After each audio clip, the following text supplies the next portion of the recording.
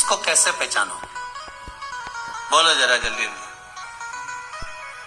अब कोई मांग में सिंदूर भर ले तो पहचाना जाए कि ये शादीशुदा। पांव में बिछोड़ी पहन ले तो मालूम पड़ जाए कि शादीशुदा है। हम ना मंगल सूत्र पहनी हो, ना बिछोड़ी पहनी हो, ना मांग भरी हो, तो और वो निकल कर जाए तो उसको कौन पहचानेगा कि ये शादीशुदा है? तो हो सकता है कोई आपसे कह दे कि हम कैसे मान लें कि आपके अंदर शंकर है? पहले प्रकट करके दिखाओ। भाई पत्थर में अग्नि है तो घर्षण करा, अग्नि प्रकट हो गई। लकड़ी में अग्नि है, लकड़ी को घर्षण करा, अग्नि प्रकट हो गई।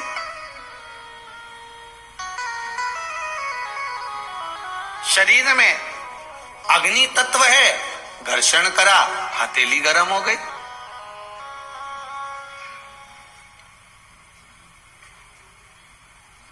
प्रस्तुत कैसे करोगे कि आप में, हम में, सब में शिव है? उसको प्रकट कैसे करोगे? उसको सामने प्रस्तुत कैसा करा जाए?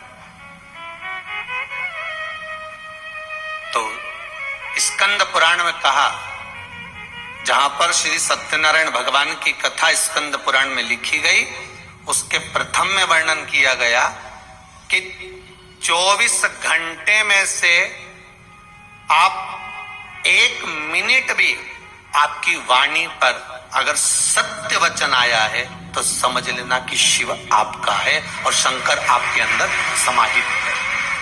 24 घंटों में से केवल 1 क्षण भी आपकी जिह्वा पर सत्य आ गया तो समझ लेना कि शिव प्रगटा है, शिव सामने प्रकट हुआ है, शिव साक्षी में आया है। अब एक व्यक्ति ने कहा मैं तो 24 घंटे झूठ बोलता हूं। हमने कहा देखो सत्य निकला कि नहीं निकला।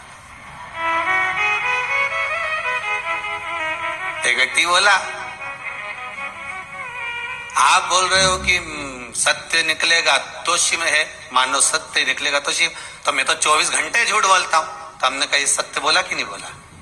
सत्य तो होगा, मतलब शिव तत्व प्रत्येक जीव के अंदर है, प्रत्येक मानव के अंदर, चलाचर, जलचर, थलचर, वायुचर, जितने जितने हैं उसमें सब में प्रकट है।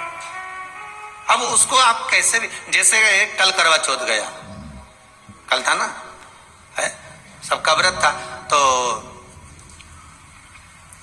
किसी ने प्रश्न किया कि गुरुजी एक बात बताओ, आज आप फ्री हो? हमने कहा एक प्रश्न करना है। हमने पूछा क्या? एक तो आज कथा नहीं आ रही। हमने कहा 1 दिन की छुट्टी रखी थी जिससे करवा चौथ का पूजन कर लो, है? रोज महादेव को मनाते हो, आज देव को मना लो, इसलिए पूजन की छुट्टी रखी। तो उन्होंने कहा गुरुदेव ये बताओ, जब भी माताएं जब मेहंदी मंडवाती है तो मेहंदी मंडवाते समय हथेली में बीच में अपने पति का नाम क्यों लिखाती है? मैंने कहा इतनी सी बात के लिए तूने मैसेज करा, ये तो तू कैसे भी पूछ लेती, अपने रिश्तेदारों से पूछ ले, परिवार में किसी से पूछ ले कि हथेली पे पति का नाम क्यों लिखा। तो कहनी हमने पूछा पर सही जवाब नहीं मिल रहा। हमने कहा सही जवाब बस इतना सा है कि नारी मेहंदी मंडवाती है तो हथेली पे अपना पति का नाम इसलिए लिखवाती है कि पति मेरी मुट्ठी में रहे। अब उसमें इतना टेंशन लेने की क्या जरूरत?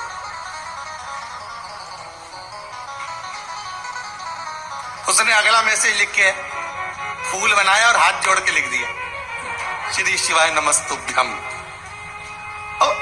इतना भारी तो कोई प्रश्न ही नहीं था।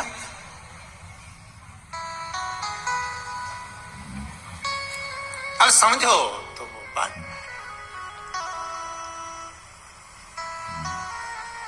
क्या होए यशोदा मारे से, तूने लालो बिगाड़ दो वारे से।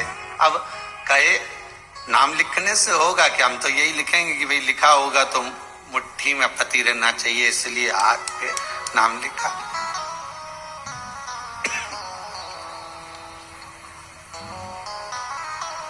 नहीं तो कई हैं, यहाँ शंकर जी का नाम लिख लो, यहाँ लिख लो, यहां लिख लो।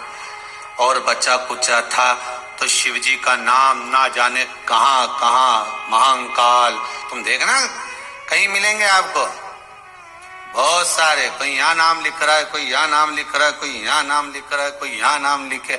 पर निवेदन है, शब्द लिखने से अच्छा है दिल पर नाम उस महादेव का लिख दीजिए। लिखने की जरूरत ही नहीं, कहीं लिखने की जरूरत ही नहीं है।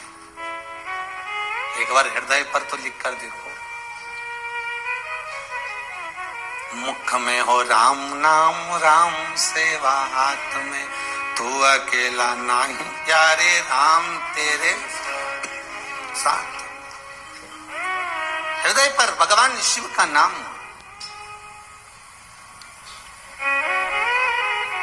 तन पर नाम लिख लोगे, उसका कोई मूल तत्व नहीं है, पर मन पर एक बार लिखा गया तो उसकी मूलता